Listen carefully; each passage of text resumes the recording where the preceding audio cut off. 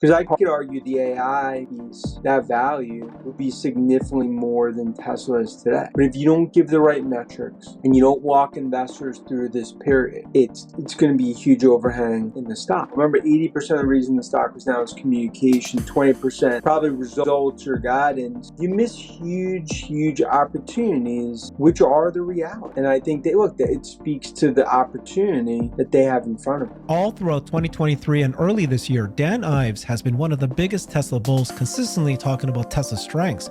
Well, after Tesla's Q4 earnings call, Dan has done an about-face, removing Tesla from its best ideas top picks list and reducing its price target to $315 from $350. Still bullish on Tesla's long-term, but he has some real issues with the company near-term. Dan Ives is a managing director and senior equity research analyst at Wedbush Securities, known for his deep expertise in the technology sector. Renowned for his insights into major tech companies and market trends, Ives plays a key role in shaping the firm's technology sector coverage. His analysis and perspectives are highly valued in the industry, making him a respected figure in tech finance. Welcome, Dan. Appreciate you for joining me. Great to be here. You're one of the big Tesla bulls. Been very consistently. You're always on CNBC and other shows quite a bit, but recently that has changed. Why don't you start off telling us what made you like Tesla and how has your position on Tesla as an investment changed? Well, the long-term thesis hasn't really changed. In terms of disruptive tech, they're going to own more and more from an EV market share. The AI thesis, I think, ultimately is really going to dwarf even the EV thesis as it all plays out. But look, for a stock in a public market, you have to be able to communicate, especially at periods of time where things are bumpy. And that's essentially what's happened, right? From a price cut perspective, margins. And I think these last few conference calls, as we've talked about, I get Musk is Musk, and there's no one that admires more than myself. You need to communicate. And I think these conference calls were huge opportunities where they missed it. And that's why the stock, is sold off like it is. Because I think investors have so many more questions and answers with no guidance and no guardrails. That was really the frustration coming off these calls. Okay, so no guidance, no guardrails. You pulled it off your top 10 list. Is this basically your admission or forecast that the stock's not going to do anything for the next 12 months? I wouldn't say 12 months. I'd say in the near term, call it the next 4 to 6 weeks, need to see evidence, buyback, margin, no price cuts. To some watching this, they'll be like, it's Wall Street, short-sighted. Okay, but let's go back to it. Because of Wall Street, Musk and Tesla were able to raise money. If you go back 18, 19, which has really enabled the growth that they have today. So as much as people could poo-poo it, the reality is that's their biggest currency. And when you do things like last week from a conference call, remember 80% of the reason the stock was down is communication, 20% probably results or guidance. You miss huge opportunities, which are the reality. Okay. If I can show you your list, and then I'm not going to go through all of it because there's quite a bit here, but when I shared this and you shared this with the Tesla retail community, quite a bit of them did not like a lot of these things. So why did you create the list? Were you expecting that Tesla will kind of do some of these things specifically, or which one would you really think that they should do? Well, I think buyback is number one. I mean, no, look, it's go to any public company, big tech. What do? Buyback. Now you can be like, they shouldn't. That's the nature of, from a confidence perspective or capital allocation. For a company that has $30 billion in cash, going to generate more cash. I think that's important. It sends a signal, and I think it comes at a time where now they can do buybacks. I think that's super important. Two, it's giving some guardrails and the broader AI strategy in terms of laying it out for investors. Give some medium and long term targets. whether financial or qualitative. Because as much as the retail community, which obviously I respect so much, could say, it's just a Wall Street, it's a short term. That's just the reality. It's like the Earth. It's like arguing, where the sun sets. And as you go through it, you have to do things that institutional investors buy into the story. They're huge believers in the long-term Tesla story, but you have to give nuggets and guardrails. And I think it's important as we lay out with the list from AI to the voting in terms of the ownership structure that Musk has talked about, to buyback, to some of the targets. Those are things when I talk to hundreds of investors, those are things I think a lot of institution would want as well. Yeah, okay. I guess the pushback is if we look at this list, right? So you're saying, let's do a buyback. You have $30 billion of cash. At the same time, at number 9, you say, hey, we got to do aggressive AI acquisitions. You have $30 billion of cash. So people are going, that looks like it's kind of out there. And Now, it's not mutually exclusive. Yeah. It's not mutually exclusive. Now, this part that, you talk a lot about AI, right? So there's AI number 2 and number 4 and again, and number 9 and number 10. So that part I agree. So do you believe that Tesla has done a good job of positioning itself as a robotics AI company? The AI boom happened. The Mag 7 is moving forward much because of AI.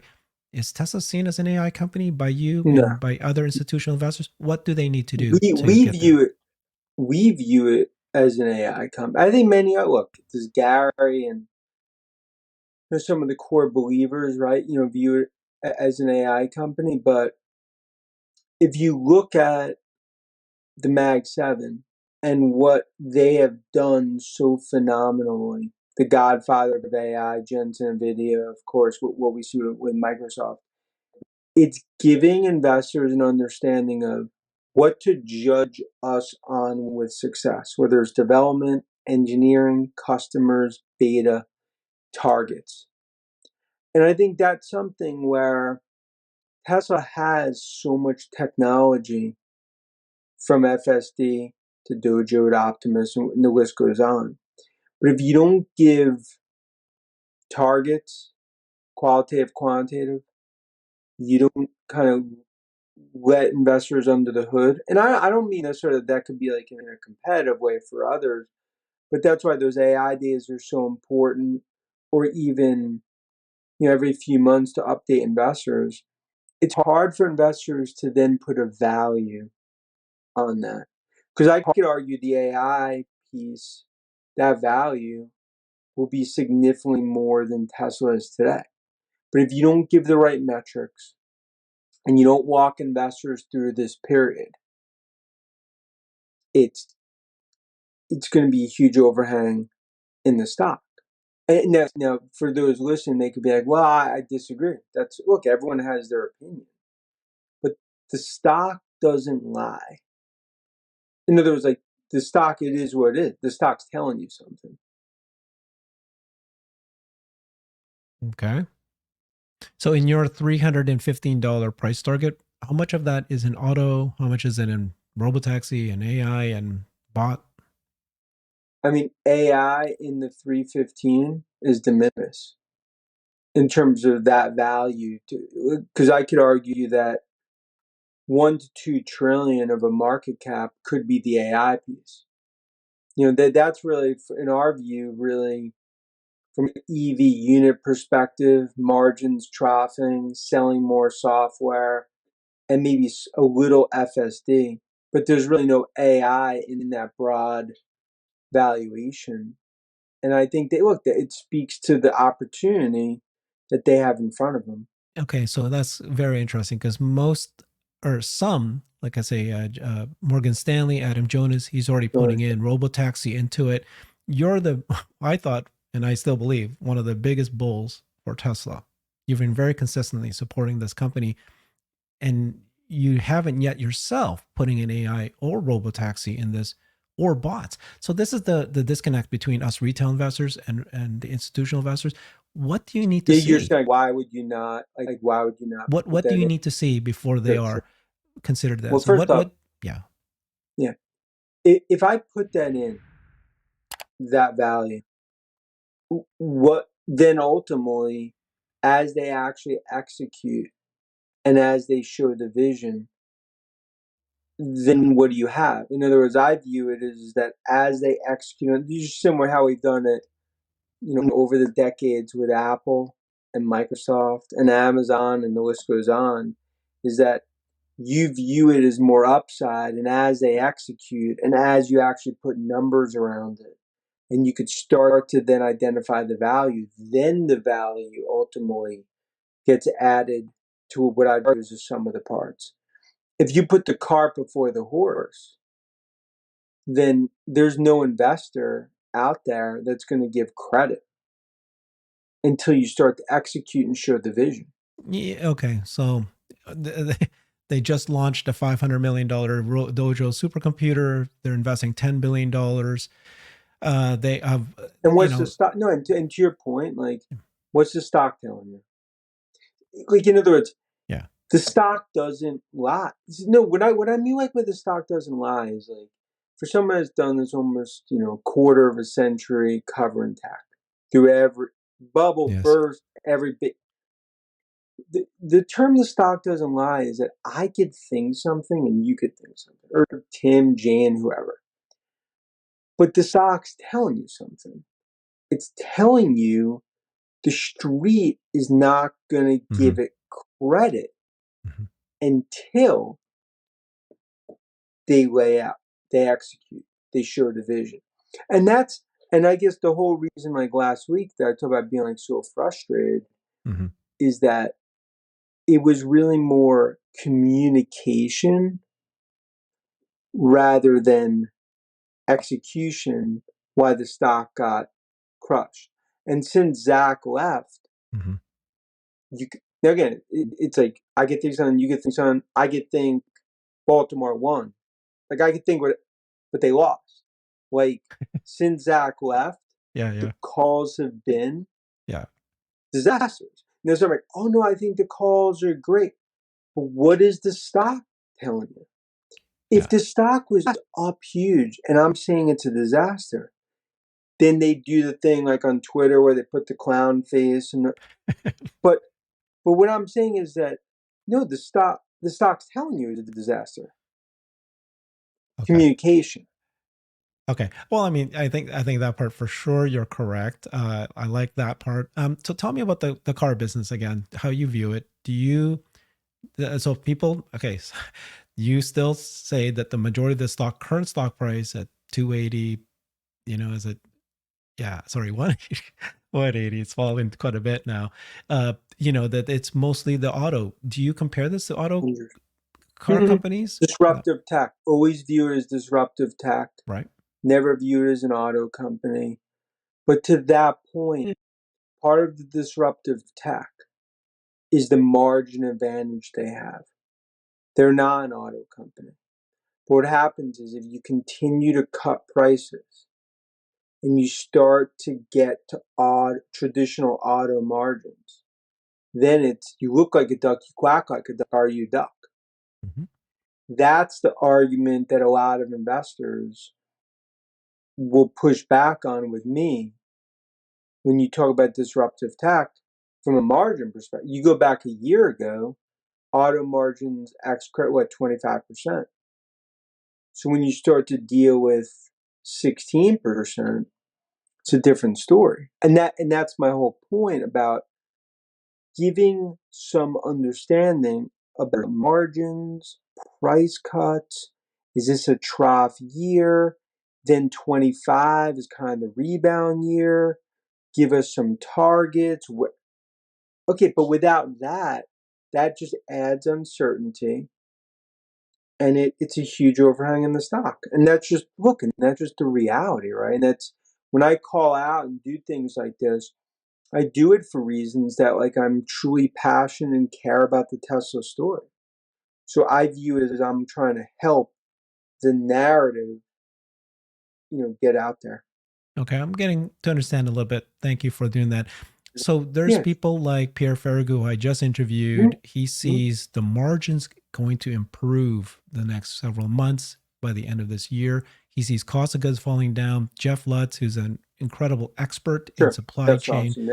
yeah, he's outlined it and he's predicted it correctly. Continued cost of goods reduction for a variety of reasons. I just did a show with him on this for the next several months. Price cuts could happen. Not nobody's saying they might not happen, but it's still very much their belief that the cost of goods will outpace the price cuts. Now you're saying to me that, well, I wish that they had given us guidance. Well, so first of all, just first question: do you think cost of goods will continue to fall? And then secondly, some people say that the reason they haven't given guidance is that last year they didn't give it until Q1, the next quarter, and so then Yeah. everybody's freaking out right now. But I don't know if that part is true. Do you know? Sure. To that point, I mean, I agree with Jeff. Yeah, I mean, I agree with that. That cost of goods is going to fall more than ultimately what you're doing from a pricing perspective. That's margin accretive. That's why margins should trough. But but but you have to remember the big difference between this year and last year. They were in the midst of all those aggressive price cuts. This year, with all the uncertainty, you got to give some guidance or some timing. Is it the first half and then rebound second half? Because if you don't do it, a lot of times what happens from a stock perspective is the market assumes the worst, stock gets crushed. Then when it's not as bad, let's say you lost this much in value, when it's not as bad, then you get this back, not this. Mm-hmm.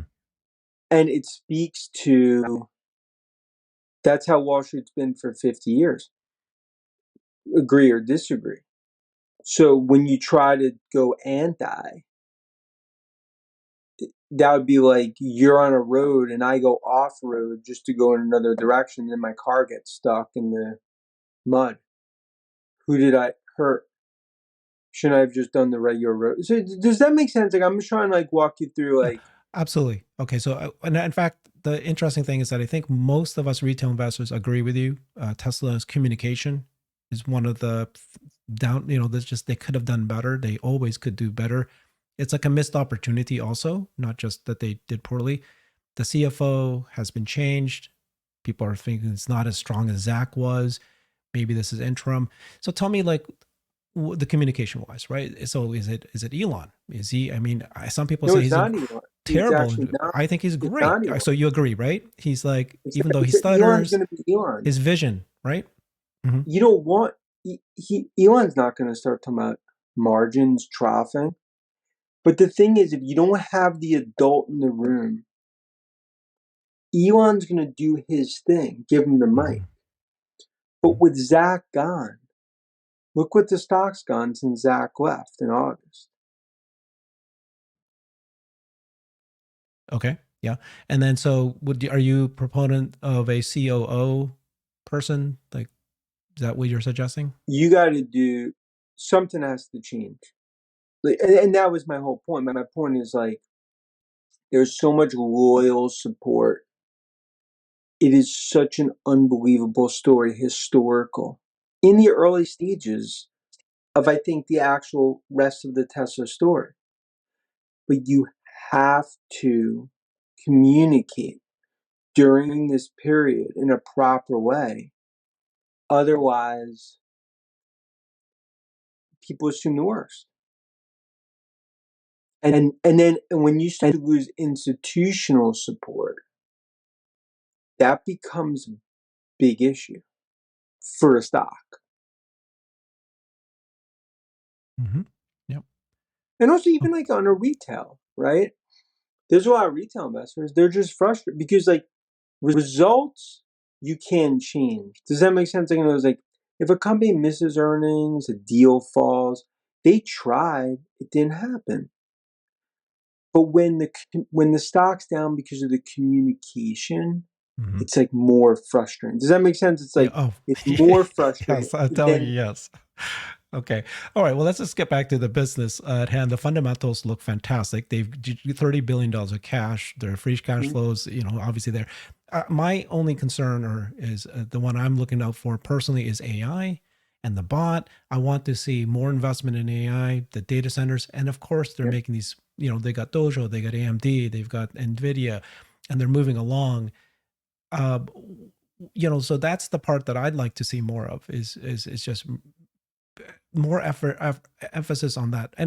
Again, I'm learning that maybe not throwing more money is not necessarily what's needed at this point, but that is the game today, right? So I just keep coming back to, what does Tesla need to do before an institutional investor like you sees them as an AI? And now you said you're giving me guidelines, communicate better, but what actual activity could they do to then they are an AI Just show the company? vision, Hmm? show the roadmap, show what the But they conversion, did. They showed you the roadmap. It's going to be top 5 supercomputer by January. It's going to be like 100 exaflops by December. but show how you're going to monetize it. See, that's the key. In other words, like the roadmap part they talk about. Now it's show how we can monetize it. Walk me through the monetization. Walk me through a conversion. Walk me through.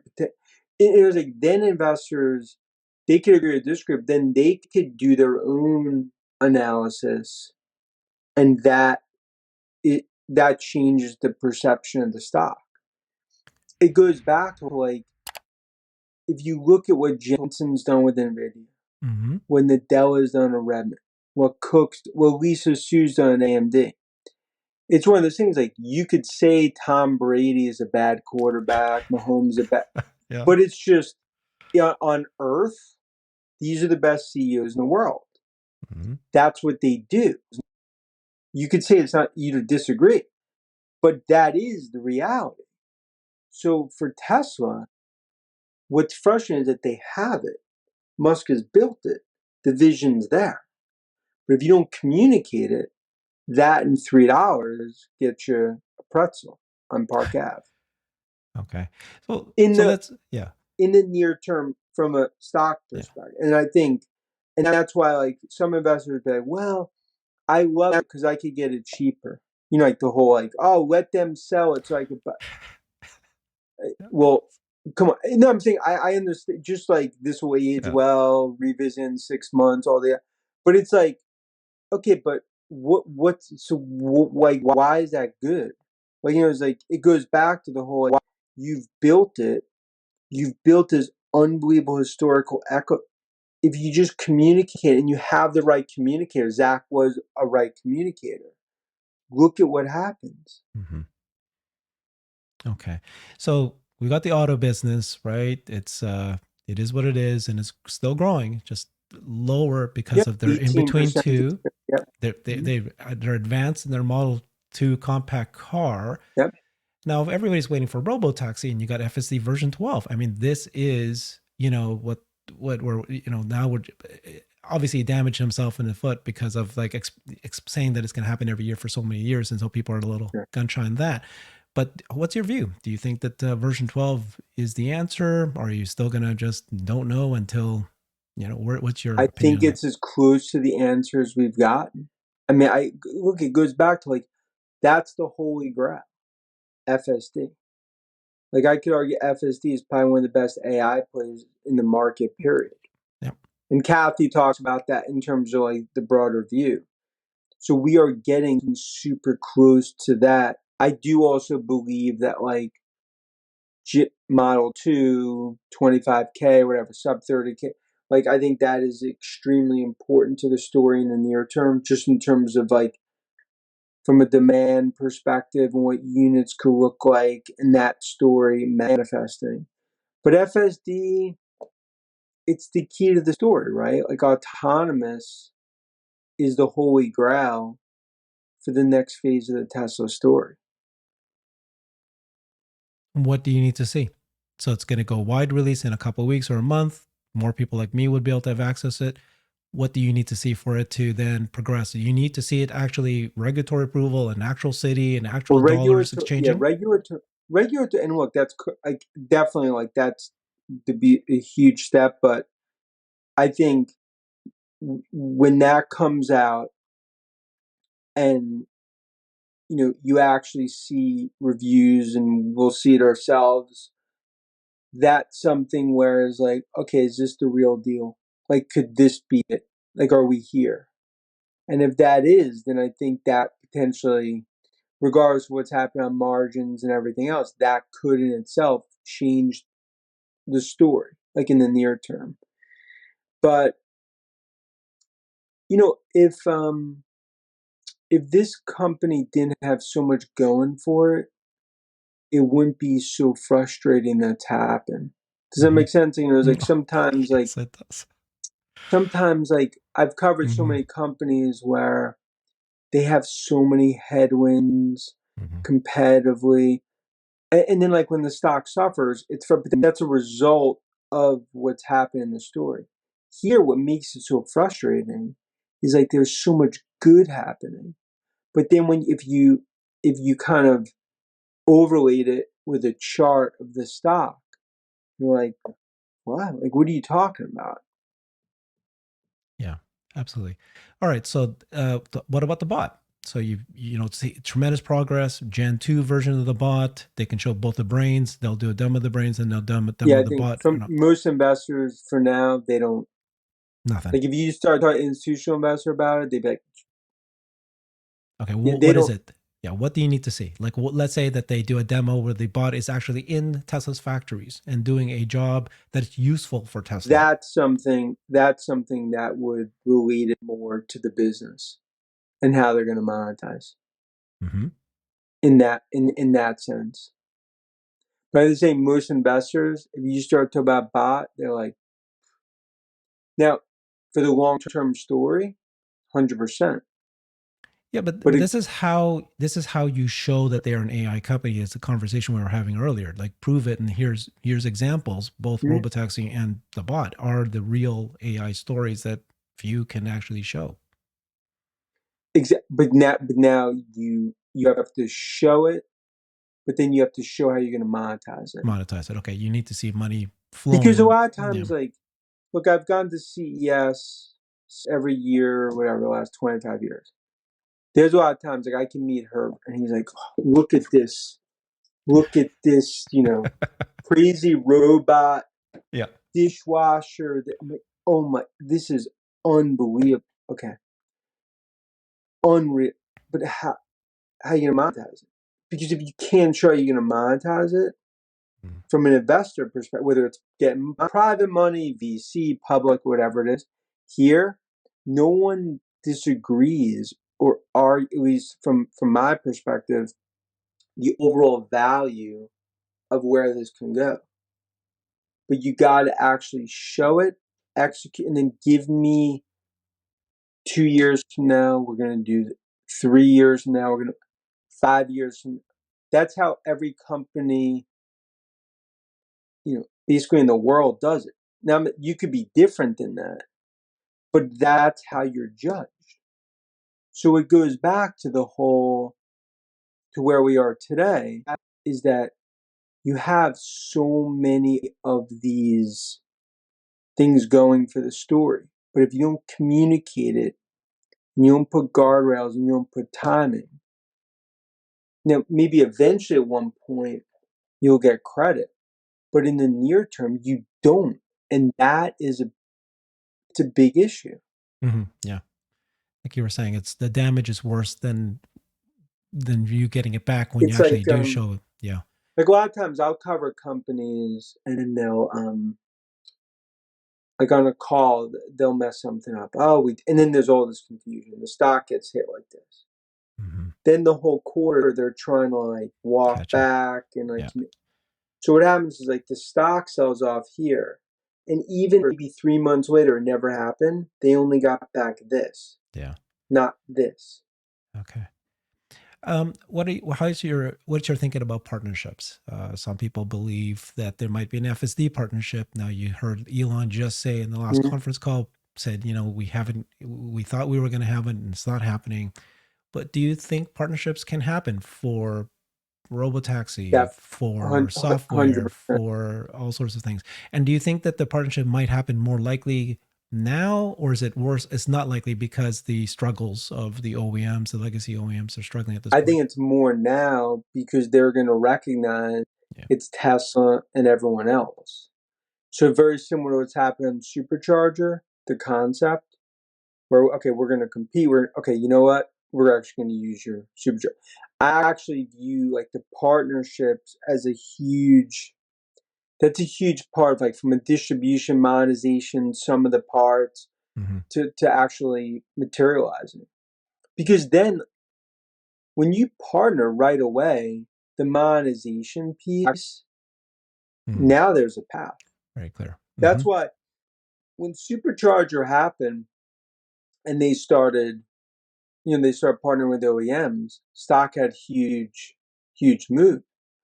And a lot of the bears like, I don't get it. And our whole point there was like, well, now the dreams that now you could start to be like, if EVs goes from here to here and they get a piece, here's where revenue could be. Okay. Now, when you look at Tesla as people say that Tesla is its own animal. It's very, very different than other investments that they've ever seen. And what we've seen from 2010 is it kind of like flat, then it popped up in 2013, flat for 6 years. So I suffered through all that. But then it popped up. And then it's flat again. Now for 3-4 years, maybe it's going to be flat another year or two, but then it might pop up. And the reason why this happens, people believe, is because this is a company that has to prove itself, and that every day, though, it's proving itself, right? There's more cars being delivered, more cars being bought. They have these new initiatives that are always coming out. And then eventually the market figures it out and realizes it, and they catch up, and the earnings catch up. It just always catches up eventually. Is that, when do you think the pop might happen, and for what reason? Look, numbers were $7 and now they're below $4, for earnings for 24, right? So stock's going to get hit on multiple and just numbers getting lower, right? So in other words, like now you have to believe that, kind of to Pierre and Jeff, like to that point is like, okay, even though they didn't got, now the margin story margins are going to expand. And when that starts happening, then all of a sudden it's like, okay, next year instead of 450, maybe it's 550. Then all of a sudden I could start to look out once FSD comes. When could I have $10 earning? Where could see that's where everything starts to change. But then it also goes back to like, when Musk on Twitter or X, whatever, with the 25% voting and this, and I like, I want, look, all that, I get both sides of the story, but like, that's not good for the stock. Now, I'm not saying that's what people care about, but it just adds to the uncertainty when AI is such a big piece, and obviously much is the hearts and lungs, soul of Tesla. You don't want that uncertainty. Then you could be like, it's a game of poker or that, but then also like, look, he had 22% ownership before he sold to buy Twitter, and so it's one of those. It brings like an argument back front and center too from investor perspective. Okay. All right. So I just want to clarify this because I don't think I asked you, but you haven't answered exactly, which is, okay, so here's the auto business. Then you've got Robotaxi, which sounds like you're pretty bullish on it. What year? But it's not reflected in the... It's not reflected yet. When's your forecast of when you think it might be reflected? And the same thing with the bot, or same thing with AI. What year do you think those are 25 and 26 as they start to execute, then those start to get factored into the story. For now, I view that as more 24. Upside as it all plays out. But again, it goes back to right now, it's focused on the core business and creating the foundation for all that to happen. So Model 2, this is a question I need to answer for myself. Like, so Model 2 compact car, they said that it might be in production middle next year, maybe the second half of next year, which is great. I'm very happy with that. That's a... Yeah, that was yep. But when does the market look at that? Because market's supposed to be forward looking. Do you need to wait till 2026 when it becomes meaningful impact? No, later this year, market starts to factor that in. Because also typically, like, right now from you're always 12 months ahead. So like when you start to think about things that are going to happen mid 25, technically, and no, look, it could be everything gets reflected in the stock over the next 3 to 5 years. But like as you start to get into the spring 2Q, now you start to look more 25 numbers. A lot of times, like stocks then start to trade more off of 25, 26. Mm-hmm. Okay. And then the PE ratio, right? So obviously it's changing daily as the stock falls, but 80, pretty high. Is this because it's no longer this growth company of 50% growth? It's still very high growth, over 35% higher. But what do you think is the right PE ratio, and how do you view this? Why? Yeah, I view it some of the part in terms of disruptive, what the software, what that value is to the story. When you look at it on a straight PE, I do feel like you miss a lot of the story because of the disruptive tech piece. I think the problem is you talk about growth. I actually think the reason the multiple's fallen, of course, because their earnings fallen, Mm-hmm. but it's less because of growth and more because of margins. Yeah. Okay. I mean, Yeah. if you think about like just going into numbers, most people like 1.2, maybe think 1.8, like 1.8. Most people are like 2.1, 2.2 million units. So right now, like most streets, like 2.1 million units. Like the point is, like units really didn't move that much post quarter. What moved is more margins and numbers. Right. So this is the thing that's frustrating me, was the reason the stock fell so heavily last year was because of the macro. The interest rates was high. Sure. Now we're seeing interest rates going to be cut next year. Most people are believing that this is the Mm-hmm. case. Then macro or margin should improve, and yet this is like your institutional investors are still saying, well, it's still the margin issue, and I'm like, well, But why you are you didn't. saying that?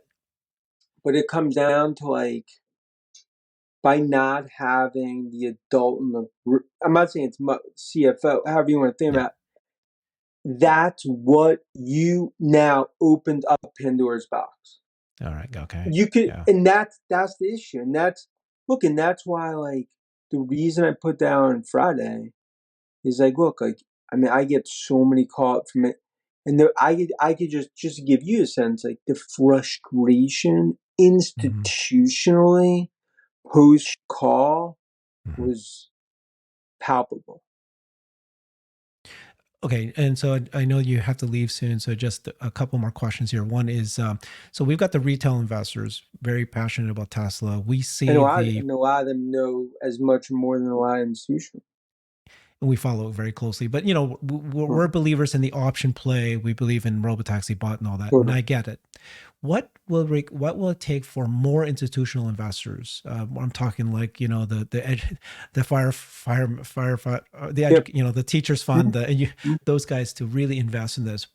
What is it that's holding them back? Because if you look at the comparison between the other Mag 7, it's not only Tesla's not only the least held from these institutional investors, but also the least amount of investment in them as well. What will it take for them to finally see this and start throwing money in? I mean, the You S&P got to give them 500 the inclusion was one. Yeah. you got to give them the dream, the vision. Give me But give me give me guardrails to how this is going to get monetized. Just show me the plan. Not from a roadmap, but in terms of like monetization. Like yeah. walk me through conversion to the install base. Per car, what could we potentially go after? What could price points be?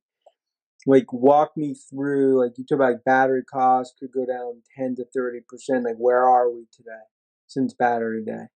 Like, and then where are we going? And then the biggest thing is that from an institutional, remember, like institutional investors, like they make their money, they're fired or hired based on like how their portfolio does. Mm-hmm.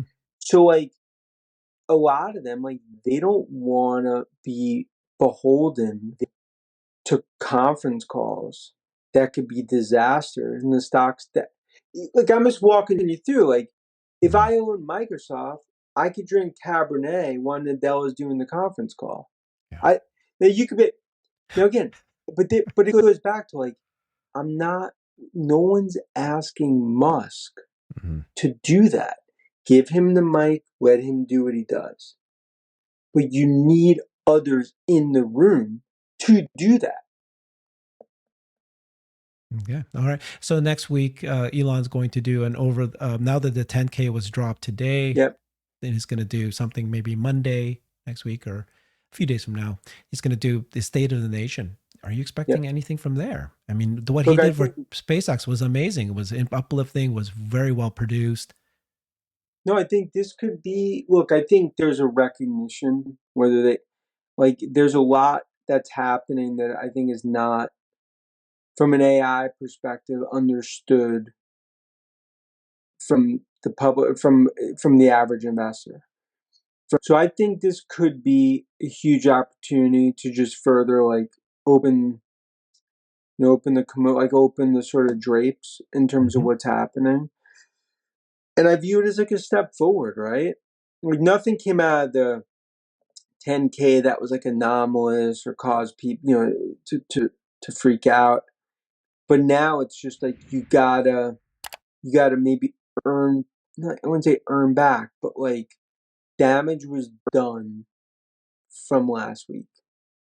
And now you gotta start to build toward that. Look, and it is what Pierre and Jeff talked about, like, we agree. But Mhm. until you actually see it, or unless you have someone on the team that gives you the stock's not going to reflect it, and then the whole time you're just fighting an uphill battle. Yeah. Thank you so much, Dan. I No, mean, look, and thanks for yeah. asking. Awesome, and I hope like when I talk about it, you like better understand, like at least it helps give like a perspective. Oh, you did. That's just exactly, a lot of the retail investors reacted poorly to what you put as out the top 10 list. Hmm? I think Totally. this gives it the context of what you're feeling. Thank you for doing that. You're somebody that many of us love because you're one of the few that comes out and tells it, Tesla bull. And so we're a little, a little concerned that, okay, now even our Tesla bull hero is now concerned. I need to No, listen. I need to but it's understand. almost the opposite, because it's Okay. almost like Yeah. I So, like yeah. I wouldn't be serving, like I almost like wouldn't be doing my duty Yeah. if I didn't, because by getting everything out there, it actually, from a transparency perspective, it's like important. Does that make sense? Like Yeah. it would almost be like I would like not be doing Hmm. like right if I just kind of like, I thought the Just be call quiet. was great, and Hmm. because when you call like it is, you actually like, and even we said like, it was like we made a mistake, like, it was a disaster call by us in the near term. But it's like you actually like institution, like that's more credibility. And then when something happens, then Hmm. you're like, that's Yeah. check, You'll get better check. there. All right. Thank you so much, Dan. He's on X at, And you do an yeah. awesome job, and I Thank watch you. all your, and seriously, and just thanks for having me, and we'll Oh, do this I'm so soon. thank you. He's on X at Dives Tech, and he's on YouTube. You got or his website at wedbush.com. I've created a website that is the most comprehensive resource for the Tesla investor. Please check it out. Simply go to my website at herbertong.com.